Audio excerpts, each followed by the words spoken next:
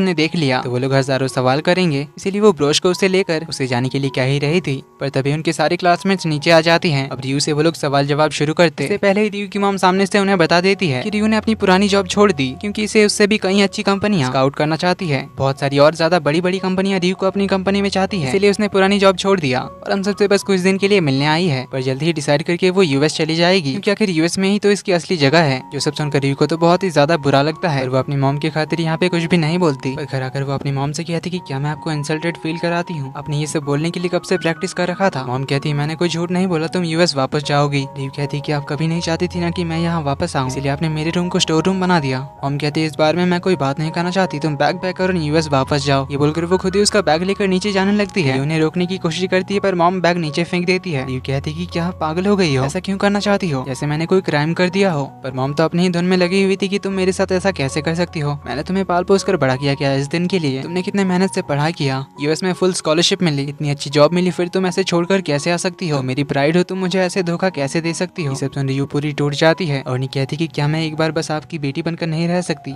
मुझे नहीं बनना है आपका प्राइड, मुझे बस एक नॉर्मल लाइफ चाहिए। मेरी जॉब छोड़ने से या शादी तोड़ने से आपका प्राइड कैसे हर्ट हो सकता है। क्या आपने कभी मेरे बारे में सोचा है कि मैं अच्छे से सो रही हूँ या नहीं, खा रही हूँ या नहीं, मैं वहाँ कैसे जी रही थी, कभी आपने सोचा है। पर मोम अपनी वही प्राइड वाली पिपूड़ी बजाने लग जाती है। इसीलिए रियू बहुत ज्यादा गुस्से में और दुखी होकर घर से बाहर चली जाती है। जहाँ बाहर सियोंग ने उनकी बातें सुन लिया था, इसीलिए वो रियू को देखने के लिए जाता है जो कि बच्चों के मैदान में थी। रियू जो बहुत ज्यादा दुखी थी पर वो सियोंग के सामने हंसते हुए बात करती है। इवन बिना मतलब उनके बचपन के किस्सों के बारे में बात करते हुए खुद ही बहुत ज्यादा हंसने लग जाती है। सियोंग समझ रहा था कि रियू बहुत ही ज्यादा दुखी है, इसलिए उसे कहता है कि एटलीस्ट मेरे सामने झूठी हंसी दिखाने की जरूरत नहीं है, अगर रोने का मन कर रहा है तो रो लो। तो रियू बहुत रोती है तो सियोंग उसे कंसोल करता है। इधर रियू की मॉम को भी एहसास हो जाता है कि वो क्या गलत कर रही थी, इसलिए वो भी बहुत दुखी होती है रियू को अब तक इस तरह ट्रीट करने के लिए। अगली सुबह मॉम रियू के रूम में जाती है पर सुबह सुबह वो कहीं चली गई थी। इधर सियोंग की कंपनी में एक प्रोजेक्ट फिर से चालू हो गया था, इसीलिए ये लोग बहुत खुश थे। रियू शाम को घर आती है और किसी से बिना कुछ बात करे अपने रूम की ओर जाती है। रूम को देखकर वो तो पूरा चौंक जाती है क्योंकि उसके रूम का पूरा नक्शा ही बदल गया था। जो देखकर वो मॉम मॉम चिल्लाते हुए नीचे आती है, उससे पूछती कि मेरे रूम में ये सब कैसे हुआ। तो डैड बताते हैं कि तुम्हारी मॉम ने सियोंग से ये करने के लिए कहा। मैं आज सुबह का फ्लैशबैक दिखाया जाता है। रियू की मॉम ने सुबह सुबह सियोंग को रियू के रूम को डेकोरेट करने के लिए कहा था और उसने बस कुछ ही घंटों में रूम का पूरा नक्शा ही बदल दिया। अब मॉम को अपनी गलती का एहसास हो चुका था, इसीलिए माँ बेटी में सब कुछ फिर से सही हो जाता है और रियू अपने नए रूम को देखकर बहुत ज्यादा खुश होती है। तो वो रात को सोने के लिए आती है जहाँ वो सीलिंग पर चमकते हुए तारों वाले स्टिकर्स देखती है, जिन्हें देखकर वो बहुत ज्यादा सरप्राइज्ड होती है क्योंकि वो बचपन से अपने रूम में ऐसे स्टिकर्स लगाया करती थी, जिन्हें देखते हुए उसे बहुत ही अच्छी तरह से नींद आ जाती थी। और इस बारे में सियोंग को पता था, इसीलिए उसने जानबूझकर रियू की पसंद का डिजाइन किया। तो रियू से थैंक यू कहने के लिए उसे कॉल करती है और सियोंग उसे अभी भी टीज करता है ये कहते हुए कि जरा ध्यान से देख, जिस टेबल में बैठकर तूने अपने सीनियर को लव लेटर लिखा था पर उसने तुम्हें रिजेक्ट कर दिया था, मैंने वही टेबल दोबारा से लगाई है। तेरा बेड ब्लैंकेट सब वही है जब तू रिजेक्ट होकर आकर रो रही थी, एम्बैरेस होकर ब्लैंकेट में अपना मुंह छुपा रही थी, मैं तेरे एम्बैरेसिंग पास्ट को वापस से ले आया। रियू से ये सब याद दिलाने से मना कर रही थी। तभी सियोंग कहता है कि अपनी खिड़की के कर्टेन्स को अच्छे से बंद कर लेना। कहती कि कुछ है क्या बाहर, ये बोलकर वो कर्टेन्स को हटाती है। सामने ही वो सियोंग को देखती है जो अपने रूम की खिड़की के सामने बैठा हुआ था। उसे टीज करते हुए कहता कि कल से ये कर्टेन्स को बंद करके रखना क्योंकि मैं हर सुबह उठकर तेरी शक्ल नहीं देखना चाहता। रियू कहती है पर तू तो यहाँ रहता ही नहीं है, तेरे शहर वाले घर का क्या हुआ। सियोंग कहता है कि अब से मैं यहीं रहूंगा। जो सुन रियू को उनकी एक पुरानी मेमोरी याद आती है। जब एक दिन वो अपनी सीलिंग पर वो स्टिकर्स लगा रही थी, उसका पैर फिसल गया था और वो गिरने वाली थी, पर सियोंग ने उसे गिरने से बचा लिया था, उसे अपने ऊपर बेड में खींच लिया था। इसी के साथ एपिसोड 2 का एंड यहीं पर होता है। तो अब इनकी लव स्टोरी कैसे डेवलप होती है देखेंगे अगले एपिसोड्स में।